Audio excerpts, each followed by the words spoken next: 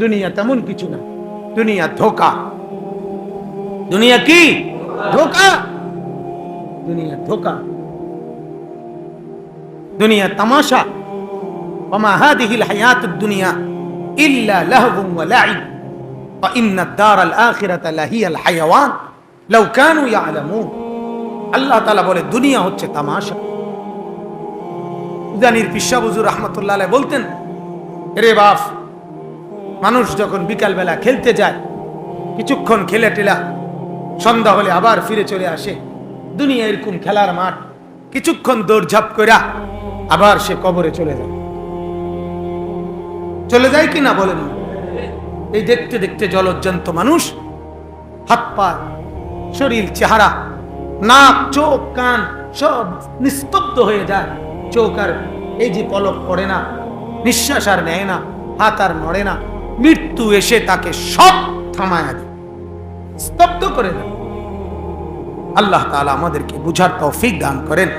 এজন্য বাপ ভাই, সবার কাছে মেহেরবানি করে অনুরোধ করছি, আমরা প্রত্যেকেই ফিকির করি, আখিরাতের ফিকির, জওয়ানও ফিকির করি, মুরব্বীরাও ফিকির। চাচাদেরকেও বলি, ভাইদেরকেও বলি, বন্ধুদেরকেও বলি, দোস্ত, যদি বিষয়টা এমন হতো যে 60 বছরের পর থেকে মানুষ মরে, তাইলে আরো কিছুদিন ফুর্তি করতাম। যদি ঘটনাটা এমন হতো 50 বছরের পর থেকে মানুষ মরে, এর আগে স্বাভাবিকভাবে মানুষ মরে না, তাইলেও তো তুমি ফুর্তি কর। কিন্তু পত্রিকার রিপোর্ট আমি নিজে পড়ছি, প্রতিদিন বাংলাদেশে গড়ে 6 জন মোটর সাইকেলে আরোহী অ্যাক্সিডেন্ট করে মারা যায়। তার মধ্যে 6 জনের মধ্যে 6 জনই কিশোর, তরুণ, যুবক, চ্যাংরা ফোলাফান, মনে যেন পাগলা ঘোড়া ছাড়ে। এটা যে রাস্তা, এখানে যে ট্রাক আছে, ডিস্ট্রিক্ট আছে, লরি আছে, কাভার্ড ভ্যান আছে, বাস আছে, সিএনজি আছে, অটো আছে, এই বেটা, এই ছেলেটা, এই অপদার্থ এটা কিছুই ভাবে না। এতে মনে করে তারার বাড়ির উড়ান, ফাঁ করে ছাড়ে, ঠাস করে গিয়েই কাভার্ড ভ্যানের তলে, ডিস্ট্রিক্টের তলে। আস্তাগফিরুল্লাহ। এভাবে নিজের জীবন নিজে দিয়ে দেওয়া, নিজের পাও নিজে ভেঙে দেওয়া, এর চাইতে বড় বোকামি আর কি হইতে পারে ভাই? এজন্য ভাইয়া, সবার কাছে অনুরোধ, জওয়ান বন্ধুরা, সবার কাছে বলি, বাবা, কোনো নিশ্চয়তা নাই যে আপনি বুড়ো হবেন। চাচা যান বুড়ো হয়েছে দেখা, এই চাচা বুড়া হয়েছে দেখা আমি আর তুমিও বুড়া হব, তার কোনো নিশ্চয়তা নাই। মানুষ বুড়া হয়, কিন্তু আমি যে বুড়া হব তার কোনো কি নাই, নিশ্চয়তা আছেনি? কথা কর না। প্রত্যেক মানুষই বুড়ো হয়, ব্যাপারটা এমন। প্রত্যেক বাচ্চাই কি যুবক হয়? না। 3 বছরের বাচ্চা মরে না, 3 মাসের বাচ্চা মরে না, 3 দিনের বাচ্চা মরে না, পেটের মধ্যেই বাচ্চা মরে না। তাইলে অতএব দয়া করে প্রত্যেকের কাছে অনুরোধ, ভাইয়া, মৃত্যু আমার তোমার একেবারে গর্দানের পাশে সারাক্ষণ ওত পেতে আছে, সাপের ফণার মতো আমার পাশে নিয়ে মৃত্যু চলছে। যার কারণে আমরা অ্যাক্সিডেন্ট দেখলে ভীত হই, যার কারণে কুকুর দেখলে ভীত হই, যার কারণে সাপ দেখলে ভীত হই, যার কারণে সামান্য থেকে সামান্য কিছুতে আমরা আটকে উঠি, লাফ দিয়ে উঠি। কেন? মৃত্যু যে আমাদের সাথে, মৃত্যু যে আমাদের সাথে, মৌত যে আমাদেরকে সারাক্ষণ তাড়ায় বেড়ায়,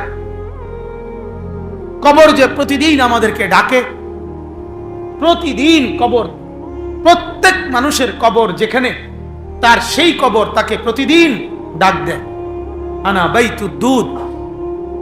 প্রতিদিন আমার কবর আমাকে বলে, আনিস সাবধানে আসো, আমি কিন্তু পোকা মাকড়ের ঘর। আনা বাইতুদ দুদ,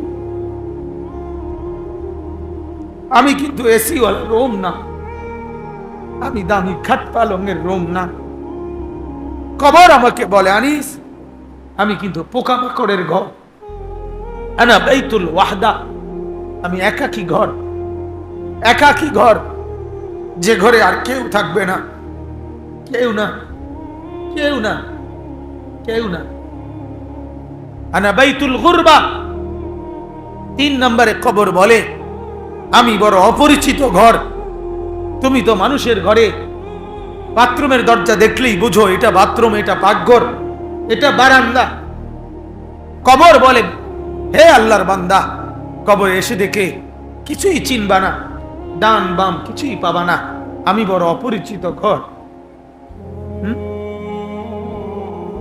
সেদিন আমার মসজিদের এক মুসল্লি মারা গেছে। উনি শুধু দোতলা, ঢাকা বনানীতে বাড়ি করছে 2 তালা মাত্র।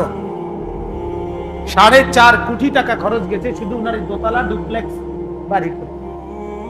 একটা প্রাইভেট ব্যাংকের ভাইস চেয়ারম্যান, কোটি কোটি কোটি কোটি টাকার মালিক, হাজার হাজার কোটি টাকার মালিক, মারা গেছেন। তো আমি বললাম, আমার ওনারা ঘনিষ্ঠ 2 জন লোক বলতেছে, হুজুর বিশ্বাস করেন, বলতেছে ওনার সন্তানরা হাসপাতাল থেকে শুধু রাত্রের জন্য, পরের দিন জানাজা, রাতের জন্য লাশটা ঘরে আসে, ওইখানেই মর্গে হিমাগারের মধ্যে হাসপাতালেই ফেলায় রাখছে। 4.5 কোটি টাকার বিল্ডিং যে বাবা দিয়ে গেল, সেই বাবার কপালে লাশের শেষ রাতটাও জুটল। হ্যাঁ,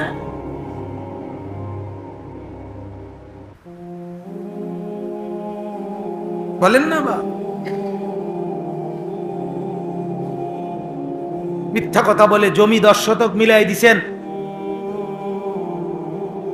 1 বিঘত জমি মিলাই দিছেন নিজের বাড়ির সীমানার লগে। আপন ভাইয়ের জমি, চাচার জমি, ভাতিজার জমি, চাচতো ভাইয়ের জমি কি মিলাই দিছেন? ফুতেরে মিলাই দিলেন, জাহান্নাম খরিদ করে নিলেন। আল্লাহ নবী সাল্লাল্লাহু আলাইহি ওয়াসাল্লাম বলেন, মান আখাযা শিবরাম মিনাল আরদ, আল্লাহ নবী বলেন যে 1 বিঘত, শিবরাম মিনাল আরদ, 1 বিঘত জমি যে কারো জুলমান, জুলুম করে নিয়ে নিল নিজের মধ্যে, আল্লাহ রাসূল বলে তাওয়াক্কাহুল্লাহ, আল্লাহ তাআলা কিয়ামতের দিন ইয়াউমাল কিয়ামতে 7 আরদিন, 7 তবক জমিনের মাটি কিয়ামতের দিন তার কাঁধে তুলে দিবে।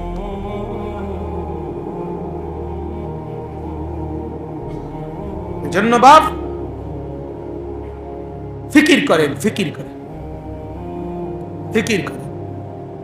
এসেছি ফিকিরের কথা বলতে, মনে করাই দিতে, আখিরাত স্মরণ করাই দিতে। আমরা আখিরাতের ফেরিওয়ালা, কবরের ফেরিওয়ালা, ফেরি করি, ফেরি। হুজুর এই মাত্র বলতেছিলাম যে দিন রাতের এই দৌড়াদৌড়ির কারণে গলার থেকে এখন আর আওয়াজ বের হয়। ঢাকা কুমিল্লা মিলাই অনেক চিকিৎসা করছে, কাম হইতেছে না। এখন ভিসা লাগাইছি, গতকালকে ভিসা হাতে পাইছি, ইন্ডিয়ার ভিসা। ইন্ডিয়া যাব, দিল্লি আশা করতেছি চিকিৎসার জন্য। এই যে শুরু করছি, দেখলেন না যে বলে আওয়াজ আসে, কি করব? আমার ভাই শুধুমাত্র এই কথা বলা,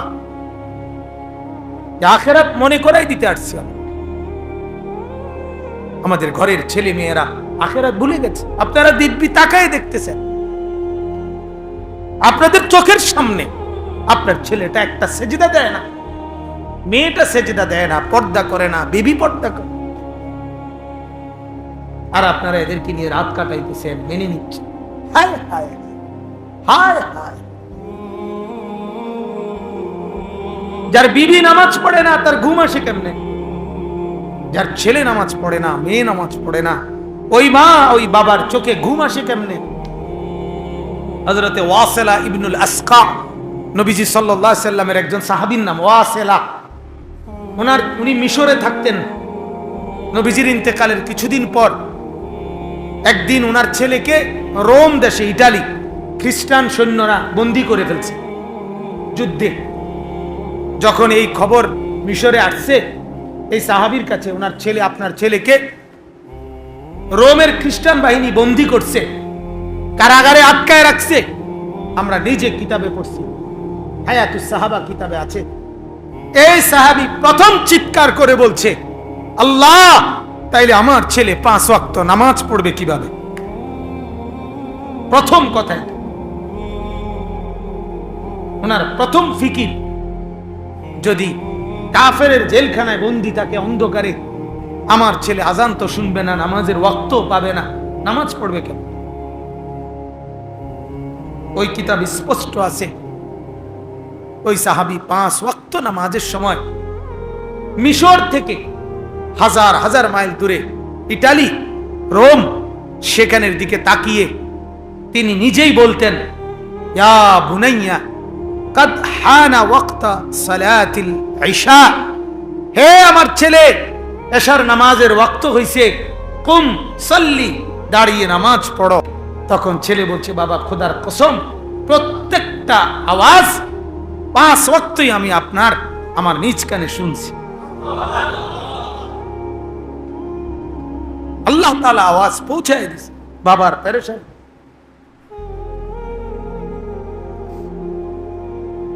হ্যাঁ, কোরআনে আছে, ইব্রাহিম আলাইহিস সালাম তার ছেলে ইসমাঈল এবং হাজেরা ওনাকে যখন ওই কাবা ঘরের কাছে মরুভূমিতে রেখে আসছেন, আপনারা জানেন সবাই, গাছ ছিল না, পানি ছিল না, থাকার জায়গা নাই, বসার জায়গা নাই, ছিল কিছু? কথা বলেন না, কিছু ছিল কিনা বলেন না? শুধু মা আর ফুত ছাড়া চতুর্দিকে আর কেউ ছিল কিছু? ওই অবস্থায় ইব্রাহিম নবী আল্লাহর কাছে হাত তুলে বলছিলেন, কোরআনের আয়াত, রব্বানা লিয়ুকিমুস সালাহ, আল্লাহ রেখে যাচ্ছি বিবি বাচ্চা, ফরিয়াদ করছি তারা যেন নামাজ আদায় করে। পরের বেলা খানা খাবে কি? পরের ঢোক পানি কোথায়? রাত্র কাটাবে কিভাবে? একটা বারের জন্য ইব্রাহিম নবী বলে নাই, বলছে মাওলা যেন নামাজ পড়ে।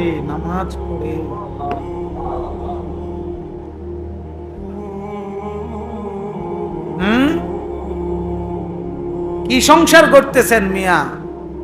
সোফার নাম সংসার? হ্যাঁ, খাটের নাম সংসার, ইট বালু আর সিমেন্টের নাম সংসার। কেমনে বুঝলেন মুসলমান? এই বাবারা, এত বোকা কেমনে হইলেন? এত ভোলা কেমনে ভুলে গেলেন? আল্লাহকে এভাবে ভুলে গেলেন? মুহাম্মদুর রাসূলুল্লাহ সাল্লাল্লাহু আলাইহি সাল্লামের 23 বছরের মেহনত এভাবে ভুলে গেলেন? সাহাবায়ে কেরামের 100 বছরের মেহনত এভাবে ভুলে গেলেন? এভাবে ফিকির একটাই, ফুত, পড়ালেখা করো আর না করো, নামাজ পড়ো আর না পড়ো, বিদেশ করো, কথা শেষ। পয়সা কামাও, টাকা দাও, জমি কিনবো, বিল্ডিং করবো, আপেল খাবো, মালটা খাবো, পেঁয়াজু খামু, আলুর চপ খাবো, বিড়ি খামু, সিগারেট খামু, সাধু আনে গপ মারমু, রঙিন টেলিভিশন দেখমু। সোজা হিসাব। আবার তুমি খারাইয়া মতো না, বইয়া মতো না, একটা মতো না, বিস্তার মতো, এত তানের আমার দরকার না, আমার টাকা দরকার। কথা বোঝেন নাই? নাইলে মুসলমান বাপ সুদে টাকা লইয়া ফুট বিদেশ পাঠায় কেমনে? আমারে কর হুজুর, আমনে জিগান, উত্তর দিতে বলে। আপনার লজ্জা লাগলো না? শরম লাগলো না? আখিরাত ভুলে গেলেন? কবর ভুলে গেলেন? 3.5 হাত মাটির নিচের কবর ভুলে গেলেন? আপনাদের এলাকায় কবরস্থান নাই? আপনাদের ইউনিয়নে কবরস্থান নাই? সেখানে মানুষ মরে না? সেখানে মানুষ কবরে যায় না? তো আপনি কি দিয়ে যাচ্ছেন? আরে মিয়া, বলেন না কেন মিয়া? এমনি বললে বুঝবেন? কতবার বললে বুঝবেন? কিভাবে বললে বুঝবেন? কিভাবে বললে বুঝবেন? আমার অস্থিরতার কোনো শেষ নাই, আমার পেরেশানির কোনো শেষ নাই। আমি বুঝি না মাঝে মাঝে কি বললে আল্লাহর বান্দারা বুঝবে। কি পায়ে ধরলে বুঝতো, না জড়ায় ধরলে বুঝতো, না হাতে ধরলে বুঝবে? যুবক বাবারা, মারা, বোনেরা, মহিলাদেরকে পুরি নিজ নিজ সিদ্ধান্তের উপরে ছেড়ে দিস। আমারে মাফ করবেন, আমারে মাফ করেন। শুধু আবেগের জন্য বলতে ছেড়ে দিছেন। স্বামী যাদের বিদেশ, ওই মহিলাদের কোনো বন্ধনে নাই, কোনো নিয়ম কানুন নাই, কোনো ডান বাম নাই। বেটির যা মন চাতা, সকালেও বাজারে যাইতে মন চলে যাবে, দুপুরেও বিকালেও শনিবারেও রবিবারেও সোমবারেও, কেউ বলার নাই। কি গো কই যাও, প্রতিদিন কই যাও, কিতা কিনতা যাও, কতক্ষণ বাজারে আসিলা, এত কথা কার লগে কইলা, এত এমবি কই ঢুকাও, এত মোবাইল কোনানে কথা কও।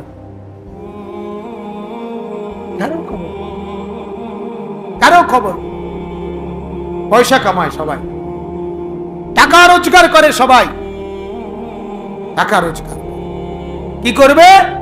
দামি সোফা, দামি খাট, দামি ফার্নিচার, ওয়াল শোকেস, এসি, ফ্রিজ, এই তো pressure cooker, rice cooker, washing machine, এগুলো কিনবে। কিন্তু ছেলের নামাজ, মেয়ের নামাজ, স্ত্রীর পর্দা, কথা বলেন না কেন? এগুলো ঠিক করবে কে চাচা? আরেকজন। গদ্দুয়ার আমি করে দিয়ে যাই, আর নামাজ রোজার সাজায় দেওয়া আরেকজনে করবে। এই জন্য আমি অনুরোধ করলাম, এতগুলো কথা বলা, কাউরে লজ্জা দেওয়া, কষ্ট দেওয়া, বা শুধুমাত্র দেশি কিংবা বিদেশি এটা বলার উদ্দেশ্য, উদাহরণস্বরূপ বলছি, নির্দিষ্ট কাউকে লজ্জা দেওয়া যে না বিদেশিকে ছোট করছি, দেশিকে বড় করছি, খোদার কসম এটা না, বুঝানোর জন্য বলতেছি। বেচারা আমার চোখে দেখা, আমি কতবার যে দেখছি প্রবাসীদেরকে ছোট্ট একটা রোমে বিদেশে, আপনার আমাদের দেশীয়রা ভাইরা কদ্দুর রোমে, বিল্ডিং এর নিচ তলায়, সিঁড়ির তলে, আন্ডারগ্রাউন্ডে, কদ্দুর জায়গার মধ্যে 12 জন 16 জন 20 জনে আপনার ফ্লোরের মধ্যে ঘুমায়, নিজেরা রাইন্দা খায়, নিজেরা কাপড় চোপড় ধোয়, নিজেরাই আপনার বাজার সাথ তরকারি টরকারি কুট্টা কাইটা রাইন্দা বাইরা কষ্ট করে দুগা খায়, আবার ঘুম থেকে চোখ ডলতে ডলতেই আবার ডিউটিতে দৌড়ায়। এত কষ্ট টাটকা রোদের মধ্যে দাঁড়ায় থাকে। এই টাটকা রোদ্রের রক্ত পানি করা, কলজা পানি করা, ঘাম ঝরানো এই টাকা, এগুলা পাঠায় বিদেশে, বুক বান্ধা নিজে থাকে, কষ্ট করে খায় দেয় সামান্য কিছু। আমার এক বিদেশি একজন বলছিল, হুজুর কোন লোক আসতে যাইতে যদি ফাস্ট ফুডের কদ্দুর আলবাই, ওই যে মুরগির কিতা, এটা যদি কদ্দুর দেয় তো ওই দিন আর রান্ধি না, এটাই খাইয়া টাইয়া শুইয়ালাই, এভাবে চালাইয়া টাকাগুলো বুকে জমাইয়া তারপরে বাড়িতে পাঠাই। সেই টাকাগুলো বিবি মহিলা বাজারে বাজারে খরচ কইরা অনর্থক অপাত্রে নষ্ট করে, আর ছেলে আর মেয়ে মোবাইলের এমবি ঢুকাইয়া উলঙ্গ ছবি দেখে, নাচ দেখে, গান দেখে, গেমস খেলে, ফুর্তি করে, আর ওই বেচারার বুক মাটির সাথে লাগিয়া গেছে।